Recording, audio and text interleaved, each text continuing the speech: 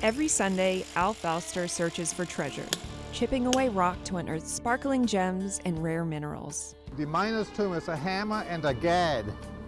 And this symbol, when you look at maps, means a mine. At Emmons Quarry in Greenwood, he works from sunrise to sunset, year-round, often joined by friends. Doug finds all kinds of good stuff. Does he? He has a good eye. If you spend the time and keep working methodically, you will find stuff. You gotta move rock. You gotta move rock. Falster is a mineralogist and has identified 228 different mineral species from this one quarry alone. And here's a rare one. This is beryllinite. There are only about 12 locations in the world. That was found right down where Doug is working. Have you found anything here that hasn't been found anywhere else? Yes, we have found a new mineral up here. The mineral is called tantalowodginite.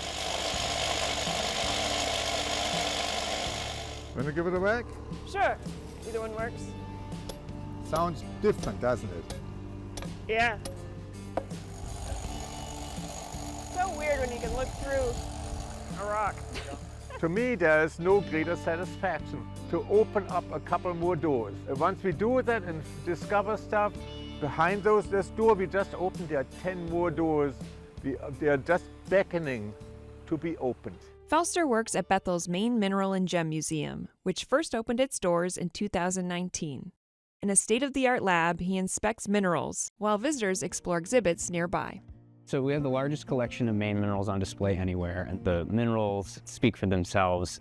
The beauty, the intrigue. What we really try to do is people the museum, and that we really try to get into the history behind those pieces, because that's a story that's sometimes more interesting than the specimens themselves. Really remember this. Oh yeah. So you're kind of coming in. It's like... These are like the big gem materials that you find in the state of Maine, or at least the most popular.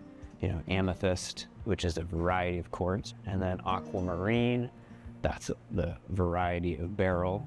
Tourmaline is a state mineral, most commonly in reds and greens. And then smoky quartz, of course. This is one of my favorites. I have many favorites. This is a topaz crystal, and this is arguably one of the nicest and largest intact topaz crystals to ever come out of North America. These beautiful gems are found in a type of igneous rock called granitic pegmatite. Throughout the rock, miners search for cavities, empty spaces, where a variety of crystals can grow. Where to find pegmatites in the state of Maine? All here in the western part. And we're in Bethel, we're right here. And so we're, pretty much in the heart of things in terms of pegmatites in the state of Maine. Though there are many along the coast and some further up near and Warren. Maine has a rich mining history. At Mount Mica in Paris, Maine in 1820, miners discovered the first tourmaline gem in North America. And in Newry in 1972, miners found the largest single discovery of tourmaline in the country, over a ton of tourmaline crystals. This kind of sparked like a renaissance of mineral collecting in the state of Maine. It's Maine Minerals A to Z, and so it showcases over 100 different species of minerals found in the state of Maine. The museum inspires many people to get outside and find some of Maine's beautiful crystals for themselves.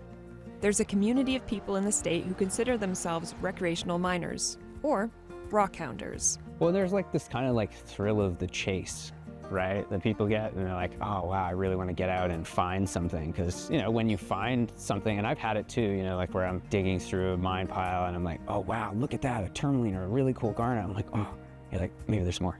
Yep. That's really interesting and it's fun.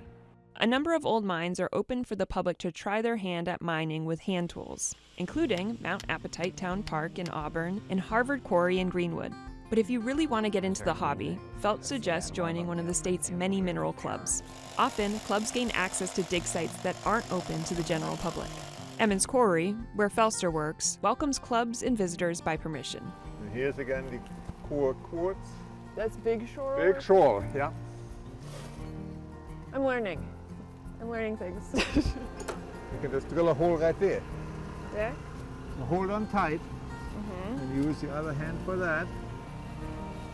And then I just press? And then press. While some rockhounders use drills and feathers and wedges, even explosives with proper certification, others simply use hammers and pickaxes, or dig through mine pilings with their hands. Everyone loves hitting things with hammers, especially when sometimes the things you hit pop out sparkly junk. Sparkly, colorful. You can't not love a rock. Even if you're not a scientist, rocks are just inherently cool. Natalie Tolles, who also works at the museum, often joins Falster on Sundays at the quarry. You have geochemistry, geobiology, geophysics. There's rocks in space, there's rocks on Earth. There's rocks in everything. There's rocks in you. So, yeah. It's true, I guess. I never really thought about that. That's very cool. Humans are nothing but overgrown children. What do children do? They play, they experiment.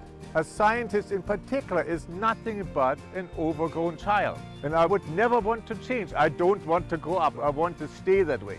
Finding new things, seeing things I haven't seen before or anybody hasn't seen before. To me, there is no end. There's no end, there's no reason to stop.